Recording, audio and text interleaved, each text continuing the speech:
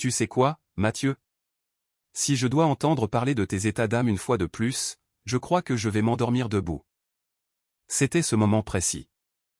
La seconde exacte où quelque chose s'est brisé en moi. Elle se tenait au milieu de notre salon parisien à l'éclairage tamisé, les bras croisés, ses ongles parfaitement manucurés tapotant son coude comme le compte à rebours d'une bombe. Chloé, ma femme depuis 7 ans, ma meilleure amie depuis nos années à la Sorbonne, me regardait comme si j'étais un email indésirable qu'elle n'avait aucune envie d'ouvrir. Et moi, j'étais là, figé sur le canapé en velours, chaque mot que j'avais prévu de dire se fanant sous le poids de cette simple phrase. Je suis désolé de ne pas être une compagnie passionnante ce soir, ai-je réussi à articuler, la voix serrée. Je pensais que te dire ce que je ressentais comptait encore. Chloé a levé les yeux au ciel et a saisi sa pochette de marque sur la table basse. Ma mâchoire s'est crispée. J'avais envie de hurler, de balancer la lampe design, de lui rappeler que je trimais 60 heures par semaine en tant que consultant pour empêcher cet appartement haussmannien de nous ruiner financièrement. Que je n'avais pas manqué un seul de ses vernissages ou cocktails mondains, même quand je savais qu'elle ne m'invitait que pour la forme. Que je l'aimais encore, malgré tout. Mais rien de tout cela n'aurait d'importance. Pas ce soir. Elle est passée devant moi en coup de vent vers la porte d'entrée, s'aspergeant de parfum comme si elle était déjà ailleurs, et a lancé par-dessus son épaule, c'est juste un dîner avec des amis, Mathieu. Ne m'attends pas, elle ne s'est pas retournée. La porte a claqué, et je suis resté là, sonné.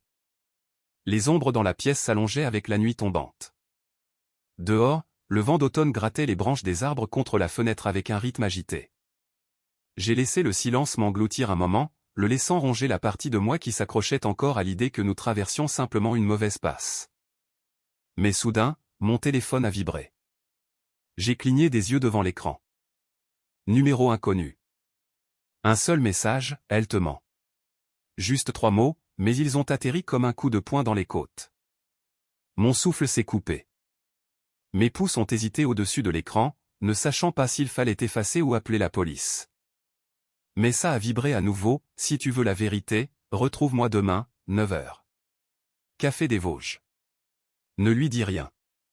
J'ai fixé le message pendant un long moment, le cœur battant la chamade comme s'il avait une urgence ailleurs. Ce n'était plus de la paranoïa. Quelqu'un savait quelque chose. Et qui que ce soit, ça ne ressemblait pas à une blague. J'ai jeté un coup d'œil à l'horloge. 23h42. Chloé n'était toujours pas rentrée. Ce simple fait avait l'habitude de m'agacer. Maintenant, cela me terrifiait, non pas parce que je pensais qu'elle était en danger, mais parce que je soupçonnais pour la première fois qu'elle ne l'était pas. J'ai éteint la lampe et laissé la pièce plongée dans le noir complet, à l'exception de la lumière bleue de mon téléphone. Mon reflet me fixait depuis l'écran noir. Un visage fatigué, les pattes doigts se creusant, les épaules affaissées sous le poids d'avoir tenu bon trop longtemps. J'ai fermé le message et réservé un VTC pour le café. Si quelqu'un allait enfin briser le silence, je n'allais pas rater ça. J'avais l'habitude de penser que Chloé était mon foyer, mais maintenant, je n'étais même plus sûr de savoir sur quoi ma maison était construite, et quelque chose me disait que le sol sous mes pieds était sur le point de trembler. Le lendemain matin, j'étais assis à une petite table nichée au fond du café des Vosges, les mains enroulées autour d'une tasse en céramique qui avait cessé de fumer depuis longtemps. J'étais en avance. Bien sûr que j'étais en avance. L'endroit était calme, le parquet grinçant sous les pas des serveurs encore endormis, une chanson d'amour française murmurant doucement dans les haut-parleurs, l'odeur des croissants chauds et du café crème flottant dans l'air. Cosy, innocent. Exactement le genre d'endroit où l'on ne s'attend pas à voir sa vie s'effondrer. Puis elle est entrée. Camille. Elle a scanné la salle comme quelqu'un cherchant une sortie de secours avant même de penser à s'asseoir. Ses yeux ont trouvé les miens rapidement, et il y a eu une pause, un battement où je me suis demandé si elle allait continuer son chemin. Mais elle ne l'a pas fait. Elle est venue directement vers moi et s'est assise sans un mot. Elle avait l'air de ne pas avoir dormi. Ses yeux étaient perçants mais cernés, d'un vert pâle, presque gris. Ses cheveux étaient attachés d'une de ces manières faussement négligées, très parisiennes, qui demandent en réalité beaucoup d'efforts. Elle ne portait pas de maquillage, et pourtant il y avait quelque chose de frappant chez elle. Elle n'avait pas l'air d'une personne cherchant à se venger. Elle ressemblait à quelqu'un qui avait été blessé d'une manière très précise et qui avait décidé de faire quelque chose à ce sujet. Vous êtes Mathieu, demanda-t-elle doucement, sa voix basse mais claire. J'ai hoché la tête. C'est vous qui m'avez envoyé le message? Elle a fait un petit signe de tête, puis a bu une gorgée du café allongé que le serveur venait de déposer, comme si elle avait déjà fait ça auparavant. Comme si exposer une liaison adultère au petit déjeuner était juste un autre point sur une liste de tâches très compliquées. Elle a reposé la tasse avec précaution. Le nom de mon mari est Lucas. C'est lui que votre femme voit. Je n'ai pas répondu tout de suite. J'ai fixé les rayures sur la table, les petites imperfections du bois. Il y avait quelque chose de surréaliste à être assis là, à parler à une parfaite inconnue de quelque chose de si intime, qui allait si silencieusement bouleverser ma vie. Elle a continué, j'ai trouvé leur message il y a 2 semaines. C'est stupide, vraiment. J'ai seulement regardé parce qu'il a laissé son ordinateur portable ouvert. Je n'étais même pas méfiante avant ça. J'ai croisé son regard. Vous êtes sûr que c'est ma femme? Camille a hoché la tête. Son nom est dans la conversation. Tout comme les selfies. Les réservations d'hôtel. Et hier soir, je l'ai vu entrer dans le même restaurant où il m'avait dit qu'il allait seul. Ça a frappé plus fort que je ne l'espérais. Elle l'avait dit si calmement, mais cela m'a tordu l'estomac tout de même. J'ai expiré lentement et silencieusement. Elle m'a dit que c'était un dîner avec 2 vieilles amies. Camille a souri alors, un sourire sec et ironique. Ouais. Lucas a dit que c'était un dîner d'affaires. C'est incroyable à quel point ils sont sociaux tous les deux sans nous. Nous sommes restés assis en silence pendant quelques secondes, le cliquetis des tasses et le sifflement de la machine à expresso remplissant les vides que nos mots n'atteignaient pas. Puis elle s'est penchée en avant. Je veux les suivre discrètement. Tout documenter. Pas parce que je veux les surprendre. Je l'ai déjà fait. Je veux la vérité. Je veux l'image complète. Et je pense que vous aussi. J'ai hésité. Que espérez-vous trouver? Camille m'a regardé droit dans les yeux. Quelque chose que je ne pourrai pas oublier. Quelque chose qui rendra le départ plus facile. Et c'était là. La vérité derrière nos regards à tous les deux. Nous n'étions pas ici pour piéger nos conjoints. Nous étions ici pour nous libérer du doute. J'ai hoché la tête lentement. D'accord, je suis partant. Elle a souri à nouveau, cette fois avec une trace infime de soulagement. Bien. J'ai déjà un plan. Ce moment était étrange, décider de devenir l'allié de la femme de l'homme avec qui ma femme couchait probablement. Mais il y avait un étrange réconfort là-dedans, une étrange dignité à dire, je ne resterai plus assis dans le noir. En quittant le café, Camille s'est arrêtée à côté de moi. On fera des tours de garde. On alterne les jours. C'est plus sûr comme ça. Et on ne le dit à personne. Pas encore. Surtout pas à eux. Nous avons échangé nos numéros. Pas de poignée de main. Pas de serment dramatique de vengeance. Juste un accord silencieux scellé autour d'un café. Je suis rentré chez moi en me sentant plus clair. Pas plus calme, mais plus clair. Certaines personnes cherchent une conclusion. Moi? J'étais enfin prêt à ouvrir la porte. Cela a commencé doucement. Pas de poursuite dramatique, pas de confrontation feutrée dans le hall d'un hôtel. Juste 2 personnes échangeant des tours dans un silence emprunté, essayant de reconstituer les vies parallèles de leurs époux. Camille et moi nous sommes retrouvés le soir suivant. Elle avait garé sa voiture en face d'un restaurant huppé à Saint-Germain-des-Prés, le genre d'endroit avec des voituriers et des serveurs en tablier noir. Chloé avait réservé là une fois pour notre anniversaire il y a des années. Je me souviens avoir pensé que la carte des vins coûtait plus cher que nos courses mensuelles. Camille était déjà sur le siège passager de sa voiture quand je suis arrivé. Elle a baissé la vitre juste assez pour parler.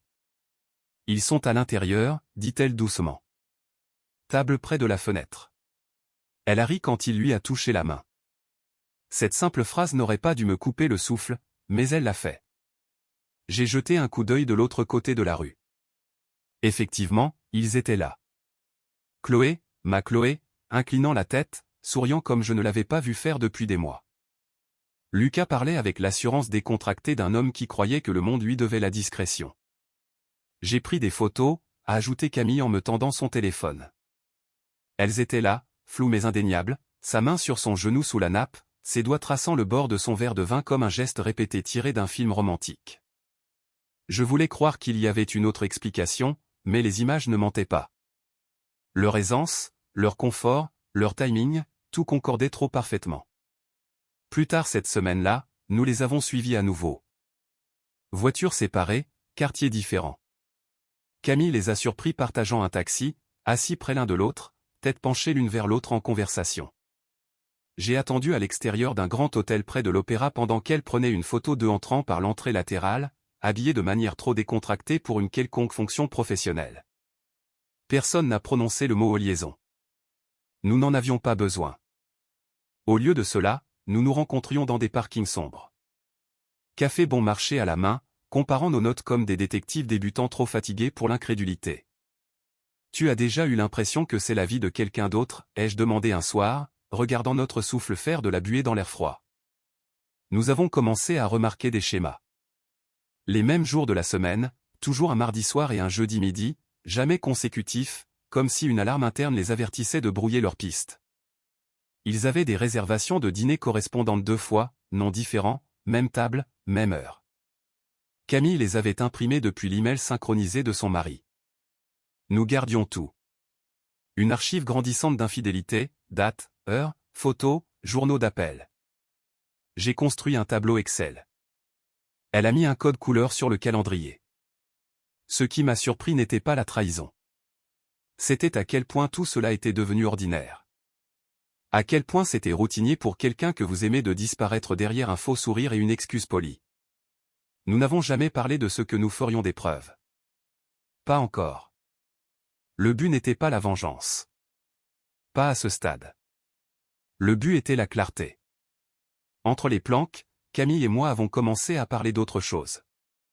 Son travail, elle travaillait dans l'édition, principalement des essais. Mon travail dans l'informatique, les dépannages abrutissants et les bureaux silencieux. Nous partagions des histoires, comparions nos notes sur les mensonges qu'on nous avait racontés. Mais quelque chose a changé. Elle a commencé à poser plus de questions sur moi, comment était Chloé avant tout ça, ce que j'aimais chez elle. Je lui ai dit la vérité. Chloé avait l'habitude de rire de mes mauvaises imitations. Elle s'endormait la tête sur mes genoux pendant les vieux films. Elle insistait pour danser avec moi dans la cuisine quand il pleuvait. Camille a souri à cela. On dirait qu'elle était une vraie personne autrefois. Elle l'était, ai-je dit. Ou peut-être que j'étais juste aveugle. Elle n'a pas contesté. Et je n'ai pas pu m'empêcher de remarquer quand Camille riait. Ce n'était pas prudent. C'était réel, sans filtre. Et je n'avais pas entendu quelque chose de vrai depuis si longtemps. Je l'ai presque pas reconnu. Mais ce n'était pas une romance. Pas encore. C'était la guerre. Calme et méthodique. Pourtant, le champ de bataille semblait moins solitaire maintenant. C'était censé être une simple filature. Même schéma, même routine. Camille m'avait envoyé un SMS plus tôt ce jour-là.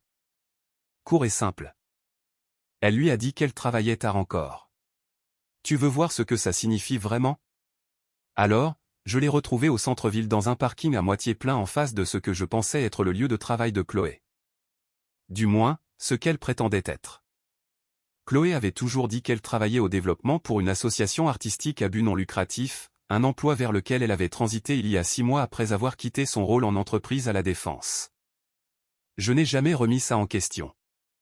Elle rapportait des brochures, des formulaires de dons, même une fois un tote bag avec le logo de l'organisation.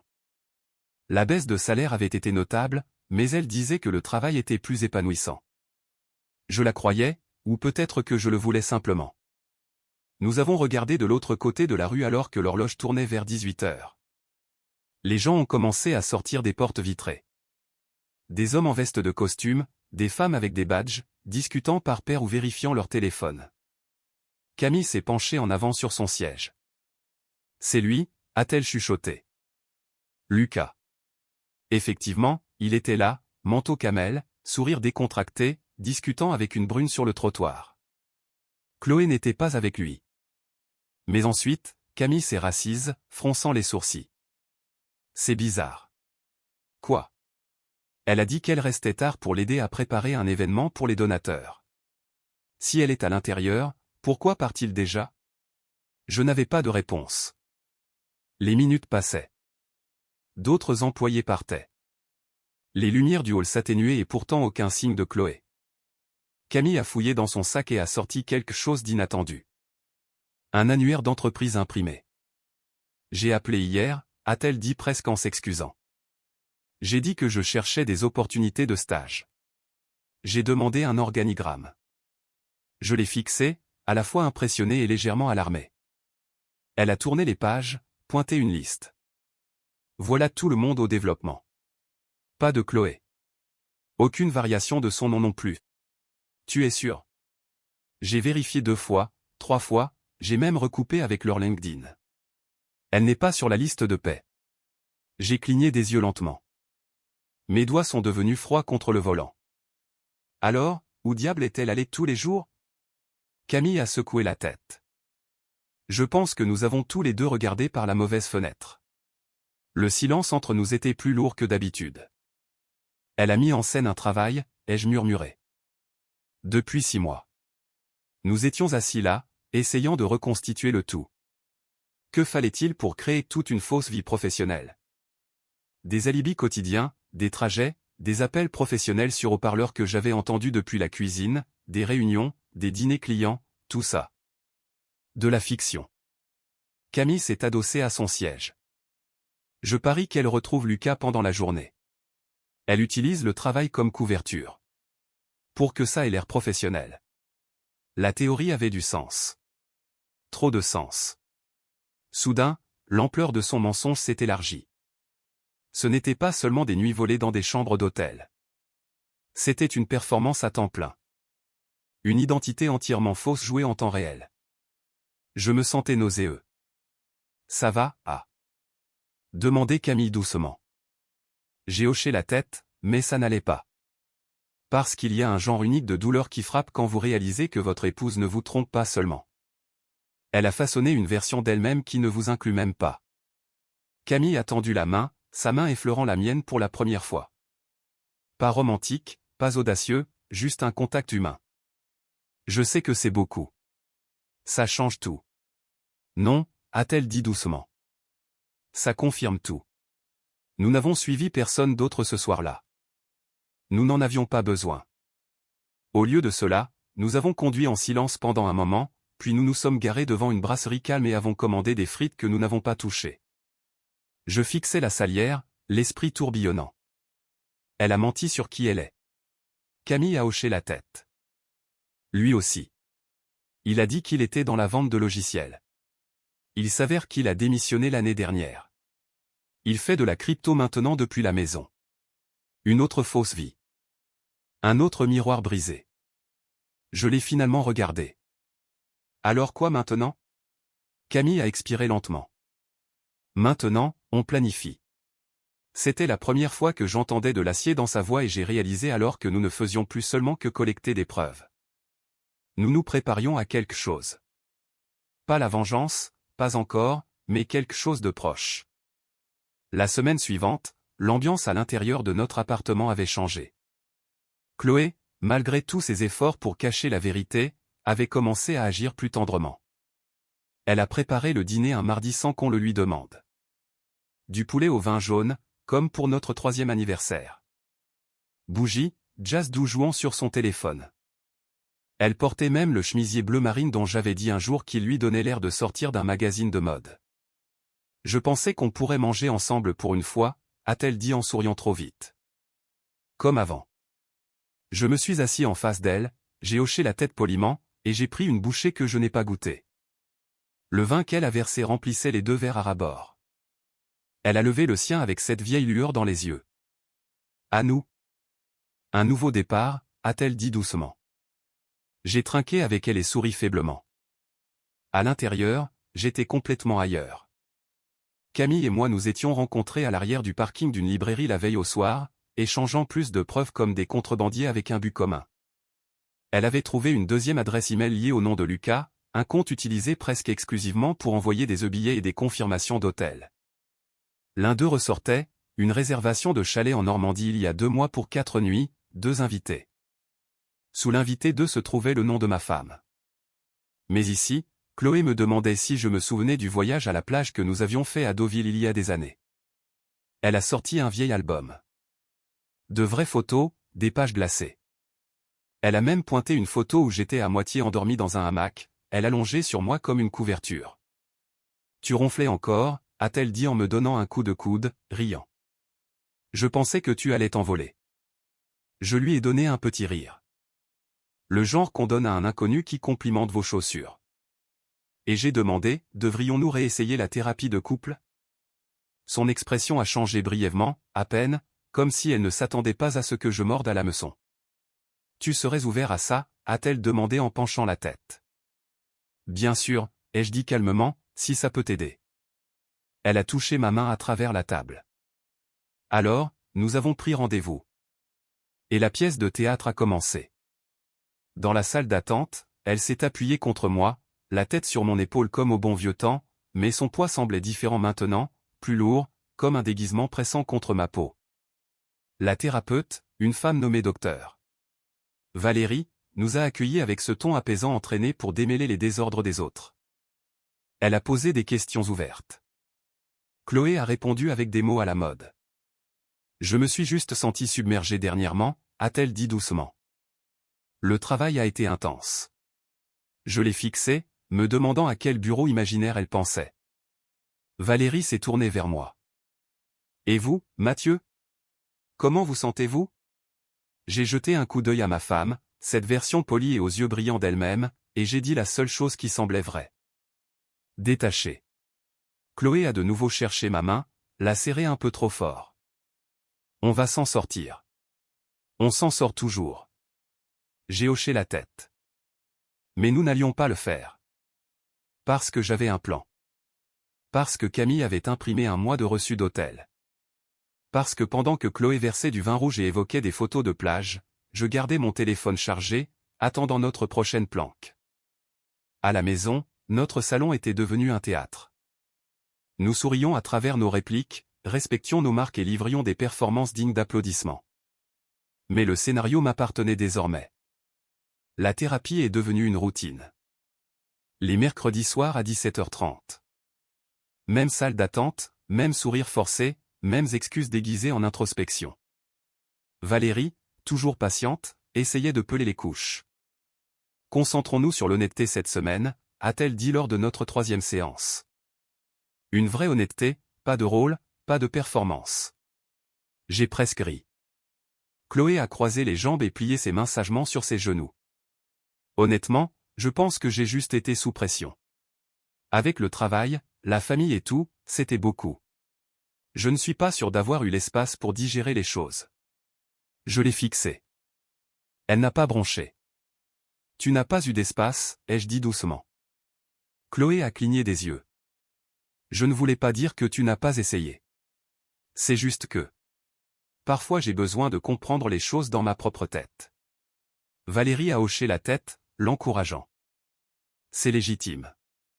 Et Mathieu, comment réagissez-vous quand vous entendez cela? Je voulais dire que je réagissais en téléchargeant un journal d'appel depuis le bureau inexistant de son faux travail. Mais je ne l'ai pas fait. Au lieu de cela, j'ai souri faiblement et j'ai dit, je suppose que j'apprends à mieux écouter. C'était à moitié vrai. J'écoutais, mais pas elle, parce que la nuit, mes conversations étaient ailleurs. Camille et moi avions trouvé un rythme. Après chaque séance avec Chloé, je lui envoyais un seul mot par SMS, fait. Elle répondait, café. C'est devenu notre rituel. Des tables tranquilles et des cafés d'angle. Pas de contact visuel avec qui que ce soit d'autre. Juste nous en train de décompresser. Au début, nous nous en tenions aux mises à jour. Ce que nous voyions, ce que nous entendions, ce que nous savions. Mais le ton a changé. Elle a commencé à me demander comment je dormais. Je lui ai parlé de mon insomnie, de mes réveils à 3h14 presque chaque nuit, allongé là à écouter le silence. Elle m'a parlé des livres qui restaient non lus sur sa table de nuit. Des rêves qui semblaient trop lourds ces derniers temps. Nous ne nous touchions jamais, ne franchissions jamais aucune ligne, mais l'espace entre nous semblait sûr. Réel. Chloé, pendant ce temps, continuait d'essayer. Ou de faire semblant. Elle a suggéré un week-end en amoureux. Juste nous deux, a-t-elle dit joyeusement. Comme on faisait avant. J'ai hoché la tête, bien sûr, mais je n'ai jamais bloqué la date. Je l'ai laissé planifier, sachant que j'annulerais à la dernière minute. Elle n'a pas protesté quand je l'ai fait, a juste offert un sourire doux et a dit « la prochaine fois ». En thérapie, elle continuait de se peindre comme quelqu'un d'incompris. J'ai essayé d'être présente, a-t-elle dit à Valérie. Mais parfois, on dirait que Mathieu est déjà parti. Cette partie au moins était vraie, parce que j'étais parti émotionnellement, mentalement, peut-être même spirituellement. Je n'avais juste pas encore fait mes valises. À la maison, notre routine était devenue une danse de détachement. Nous faisions la conversation au petit déjeuner. Elle demandait si j'avais besoin de quelque chose au supermarché. Je répondais par un neutre « c'est bon ». Nous allions dormir à la même heure, mais ne nous faisions pas face. L'air entre nous était immobile, aussi. Et pourtant, de temps en temps, je la surprenais en train de me regarder, non pas avec suspicion, mais avec quelque chose comme de l'espoir, comme si elle croyait que ce scénario que nous jouions avait encore une fin heureuse. Mais ce n'était pas le cas, parce que chaque nuit, mes pensées retournaient vers la femme qui s'asseyait en face de moi sans rien à gagner, seulement la vérité à donner. Camille n'a jamais demandé plus que ce que je pouvais donner. Mais quelque chose en moi voulait tout lui donner quand même. Pas parce que je tombais amoureux, mais parce que je me souvenais enfin de ce que ça faisait d'être vu. Cela a commencé lentement. Elle a recommencé à faire le lit. Les petits coins au carré qu'elle avait l'habitude de sauter. Elle repassait mes chemises, pliait mon linge sans l'annoncer. Le jeudi, elle a préparé mon déjeuner pour le travail et y a glissé un mot. Je pensais que tu aimerais une petite surprise. Bisous, c'était le genre de choses qu'elle faisait quand nous étions jeunes mariés. Mais cette fois, cela semblait creux, comme un acteur qui récite ses répliques au bon moment. Au dîner, elle posait des questions non pas sur ma journée au sens poli, mais détaillées, spécifiques, intentionnelles. Alors, est-ce que Guillaume te donne toujours du fil à retordre avec le projet Jenkins, a-t-elle demandé en me tendant une assiette de légumes rôtis. J'ai cligné des yeux. Tu te souviens de ça? Elle a souri, penchant la tête. Bien sûr, j'écoute. Elle l'a dit comme si cela prouvait quelque chose. Comme si une mémoire attentive pouvait recoudre une confiance brisée. J'ai mâché lentement et hoché la tête. C'est toujours un petit chef. Rien de nouveau. Elle a semblé soulagée. Comme si passer ce test conversationnel signifiait que nous avions regagné du terrain, mais je savais mieux, parce que je l'avais surprise en train de vérifier mon téléphone la veille. Je n'étais pas négligent. Je ne le laissais jamais déverrouiller. Jamais hors de ma vue. Mais j'étais allé aux toilettes sans lui. 20 secondes maximum. Quand je suis revenu, elle était assise parfaitement immobile au bord du canapé, le téléphone posé face contre table sur la table basse. Ses yeux ont rencontré les miens trop rapidement. « Tu as laissé ton téléphone » a-t-elle dit, la voix un peu trop égale. « Ouais » ai-je répondu en le ramassant. « Il a sonné » ? « Non » a-t-elle dit en regardant ailleurs. Et juste comme ça, l'air s'est à nouveau raidi entre nous. Elle ne l'a jamais mentionné, et moi non plus. Mais après cela, la gentillesse a monté d'un cran. Elle a fait du pain perdu le samedi matin, a allumé une bougie dans la salle de bain pendant que je me douchais comme si nous étions dans un hôtel de charme. Elle a acheté mon dentifrice préféré sans demander. C'était une avalanche d'attention. Mais derrière ses yeux, il y avait autre chose. Du calcul. Elle ne posait pas de questions parce que je lui manquais. Elle étudiait le scénario, le révisait, essayant de comprendre comment les lignes avaient changé et pourquoi le public, moi, n'applaudissait plus. Ce dimanche-là, je l'ai surprise en train de me regarder pendant que je travaillais à la table à manger. Juste à me fixer. Quand j'ai levé les yeux, elle a cligné des yeux et a souri. Tu as l'air plus léger ces derniers temps. Ah bon, ai-je dit, ne retournant pas le sourire. Elle a hoché la tête. Ouais, comme si quelque chose avait été soulevé de tes épaules. J'ai soutenu son regard une seconde. Peut-être que c'est le cas. Ses lèvres se sont entr'ouvertes comme si elle allait dire autre chose, mais elle ne l'a pas fait. Elle s'est juste retournée et retournée dans la cuisine, et je suis resté là à me demander ce qu'elle essayait exactement de défaire. Et pourquoi maintenant? Peut-être qu'elle soupçonnait quelque chose. Peut-être qu'elle avait remarqué la façon dont je ne bronchais plus quand elle disait qu'elle avait un dîner de travail tardif. Ou comment je ne demandais pas à qui elle envoyait des SMS. Comment j'avais arrêté de chercher l'honnêteté dans ses mots. C'est ce qui lui faisait peur. Pas la distance, le silence. Elle ne pouvait pas le lire. Et pour une femme qui tirait sa fierté du contrôle, cette incertitude était plus menaçante que n'importe quelle confrontation ne pourrait jamais l'être. Je n'avais pas besoin d'élever la voix. Je n'avais pas besoin de l'accuser de quoi que ce soit parce que plus je ne disais rien, plus cela la faisait tout remettre en question. Je n'avais pas vu Camille depuis 4 jours. Nous avions tous les deux convenu de faire profil bas, de donner un peu d'espace à notre petite opération, d'éloigner les soupçons de nous. Mais ce matin-là, j'ai reçu un message d'elle qui semblait différent. On peut se voir ce soir? Pas de langage codé, pas de reçu d'hôtel, juste une question. Alors, nous nous sommes retrouvés au parc Monceau, près de la rotonde. C'était presque vide, juste un jogger ou deux et un vieil homme nourrissant les oiseaux comme si c'était son métier. Camille était déjà là quand je suis arrivé. Elle ne m'a pas regardé tout de suite, a juste fixé droit devant, ses mains enfoncées dans les poches de son trench. Quelque chose dans mon estomac s'est serré. Elle ne faisait pas dans le silence. Pas comme ça. Tu vas bien, ai-je demandé en m'asseyant à côté d'elle. Un long soupir s'est échappé de ses lèvres. J'ai fait un test, a-t-elle dit finalement. Je n'ai pas compris au début. Un test? Elle a hoché la tête une fois, ne croisant toujours pas mon regard. De grossesse. Tout en moi s'est arrêté de bouger. Le mot est resté suspendu là comme du brouillard, refusant de se lever. J'ai ouvert la bouche, l'ai fermée, puis j'ai réessayé, et Camille a lentement sorti un morceau de papier plié de son manteau. Pas de marque, pas de révélation dramatique, juste les résultats. Elle me l'a passé sans un mot. Positif. Ma poitrine s'est serrée comme si une corde était tirée lentement autour d'elle. Nous n'avions pas eu l'intention d'en arriver là. Nous n'avions pas basculé dans une liaison sauvage.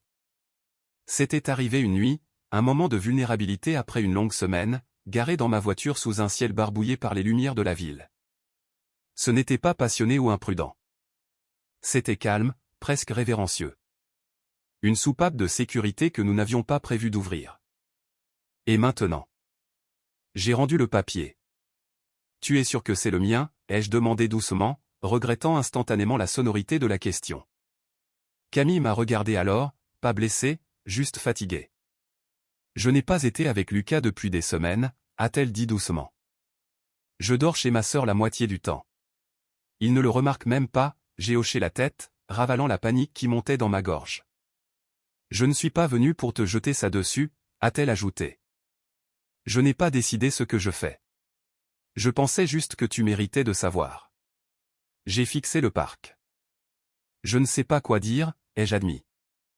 Tu n'as rien à dire, a-t-elle chuchoté. Ça ne change pas ton plan. Ta vie. Tu ne me dois rien. Ça a piqué d'une manière à laquelle je ne m'attendais pas, parce qu'une partie de moi voulait lui devoir quelque chose. Pas par culpabilité, mais par quelque chose de plus profond, quelque chose que je n'avais pas été capable de nommer. Je ne vais pas m'enfuir, ai-je dit après une longue pause. Camille a cligné des yeux. Mathieu, tu n'es pas obligé. Je ne m'enfuis pas, ai-je répété. Elle m'a regardé alors, vraiment regardé, et pendant un moment nous sommes restés assis là, liés par quelque chose qu'aucun de nous n'avait prévu. Les feuilles bruissaient dans le vent. Une corneille a crié quelque part dans les arbres et soudain le monde a semblé trop grand à nouveau. Est-ce qu'elle sait? Demanda Camille calmement. Chloé. Non, ai-je dit. Elle est trop occupée à surveiller mes chaussures et à faire semblant de se souvenir de notre première danse. Nous avons ri tous les deux. Mais ça n'a pas atteint nos yeux. Je ne peux pas mentir à ce sujet, ai-je ajouté. L'expression de Camille s'est assombrie. Tu n'auras pas à le faire. Ce soir-là, je suis rentré chez moi les mains enfoncées dans les poches de mon manteau et l'esprit courant dans toutes les directions à la fois. Pendant des mois, j'avais opéré avec une mission claire. Trouver la vérité dans le mariage. Prendre le contrôle. Maintenant, la vérité avait pris une nouvelle forme, une forme fragile, inattendue, que ni Chloé ni Lucas ne pouvaient voir venir. Et la question qui résonnait dans ma tête n'était pas « qu'est-ce que je fais ensuite ?»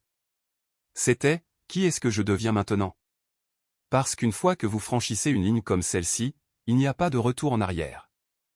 La séance de thérapie suivante fut plus calme que d'habitude. Pas de dérobade, pas de liste de raisons pour lesquelles elle avait été occupée ou fatiguée. Chloé était assise, les mains sagement pliées sur ses genoux. Le silence pesait sur ses épaules comme un manteau qu'elle ne voulait pas porter. Valérie, assise en face de nous, semblait sentir le changement aussi. Ses yeux allaient de Chloé à moi, puis revenaient. Elle n'a pas parlé tout de suite. Nous non plus. Finalement, Chloé a rompu le silence. Je ne sais plus comment l'atteindre, a-t-elle dit, la voix basse mais égale. J'ai l'impression qu'il a dérivé si loin que même si je hurlais, il ne m'entendrait pas. Je ne l'ai pas regardé. Pas tout de suite. J'ai juste regardé la façon dont ses doigts jouaient avec l'alliance à sa main, la glissant à moitié, puis la remettant. Une habitude nerveuse qu'elle avait prise pendant notre 2e année de mariage. Je ne l'avais pas vu faire ça depuis longtemps. Je sais que j'ai fait des erreurs, a-t-elle continué. Des grosses. Mais une partie de moi continuait de croire qu'on retrouverait notre chemin, qu'il se battrait encore, que si je lui rappelais juste ce qu'on avait, il me verrait à nouveau. Elle m'a jeté un coup d'œil maintenant, attendant, espérant. J'ai finalement croisé son regard. Stable, calme. Tu dis que tu veux que je me batte, ai-je dit. Mais pourquoi est-ce que je me bats, Chloé? Une version de nous que tu as organisée tout en me mentant en face? Une relation que tu as éditée en temps réel tout en scénarisant une toute autre vie à côté? Elle n'a pas bronché. Si quoi que ce soit, ses épaules se sont affaissées juste un peu plus. Valérie est intervenue doucement. À quoi cela ressemblerait-il, Chloé? Si Mathieu vous pardonnait, s'il choisissait de rester? Elle a cligné des yeux, les yeux devenant vitreux. Ça ressemblerait à la maison. Comme si on avait survécu à quelque chose. Et s'il ne le fait pas, a demandé la thérapeute doucement. Chloé n'a pas répondu tout de suite.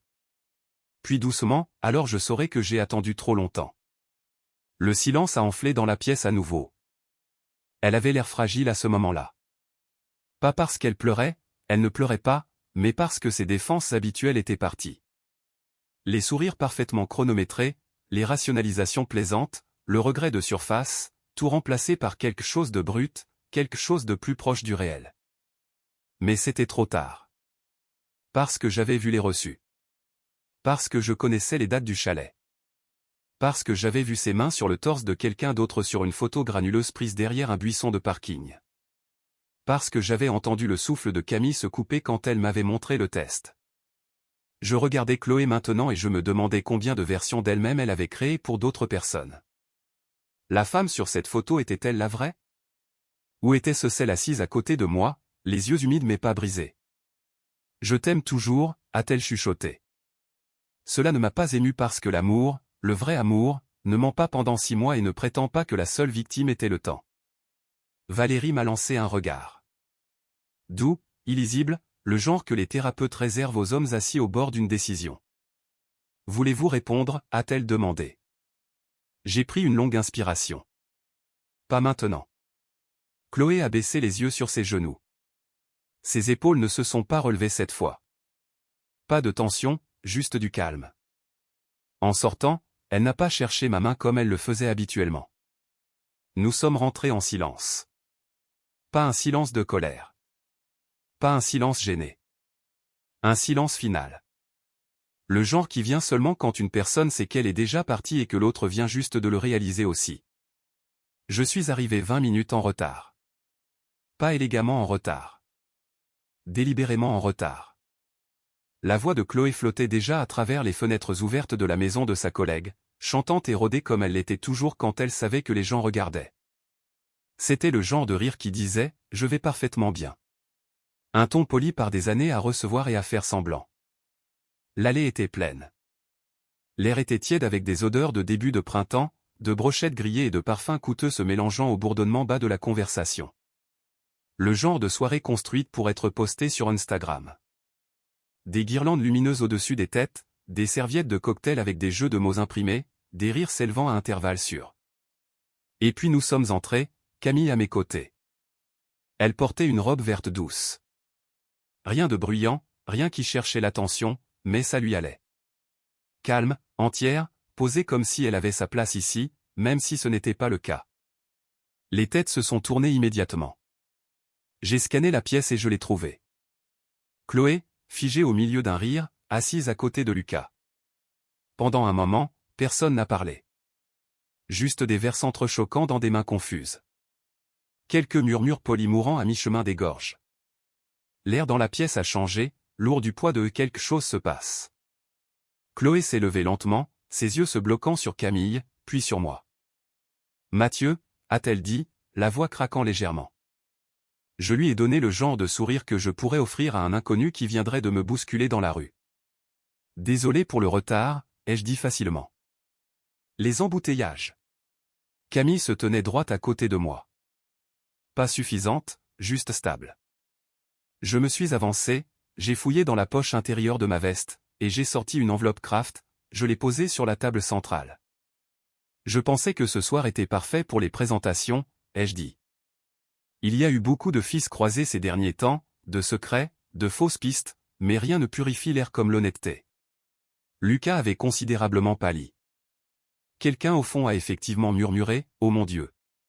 Les mains de Chloé tremblaient maintenant. Elle regardait de moi à l'enveloppe à Camille, sa bouche bougeant mais aucun son ne s'échappant. Je me suis approché.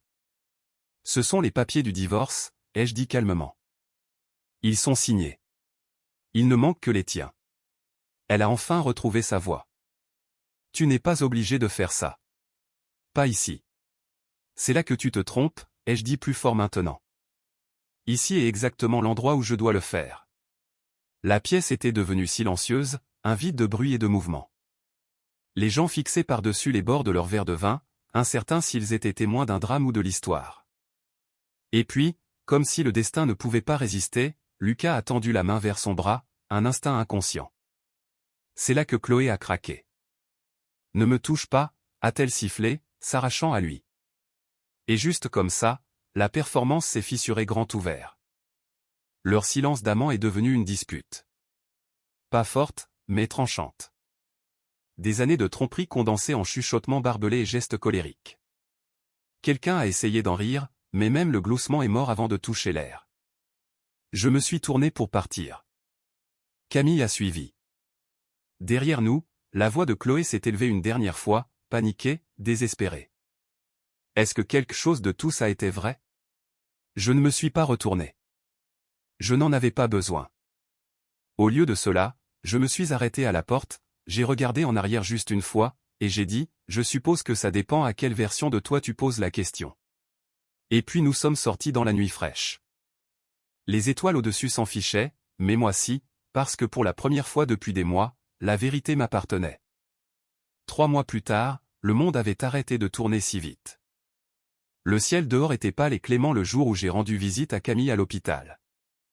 Pas d'orage, pas de pluie, juste une brise douce et la lumière matinale filtrant à travers les hautes fenêtres de la chambre 204.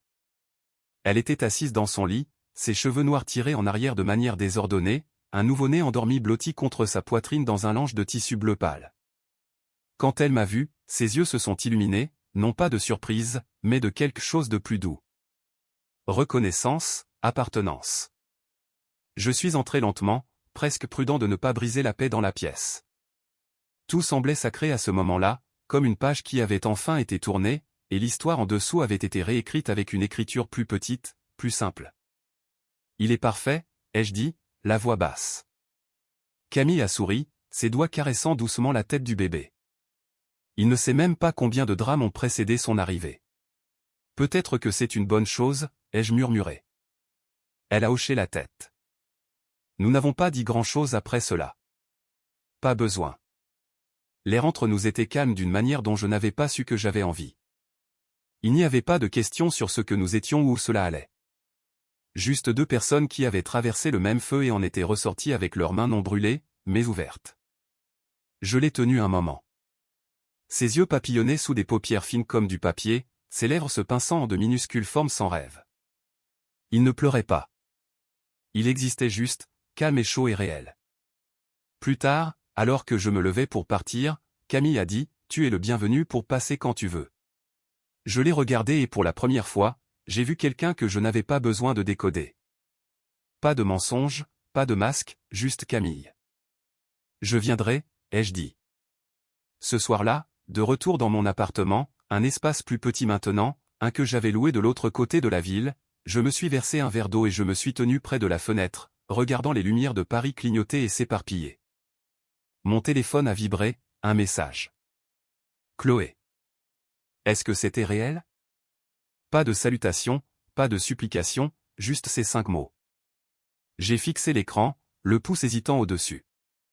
Il y avait tellement de façons dont j'aurais pu répondre, avec colère, philosophiquement, même gentiment, mais aucune d'entre elles ne semblait vraie. Parce que parfois, le silence est la seule réponse honnête. J'ai éteint le téléphone. Dehors, le vent a changé de direction, éparpillant des pétales d'un arbre que je ne pouvais pas voir, mais que je pouvais sentir frôler le bâtiment. Et j'ai pensé, pas pour la première fois, nous ne savons jamais le moment exact où quelque chose se termine. Seulement le moment où nous arrêtons de faire semblant que ce n'est pas le cas.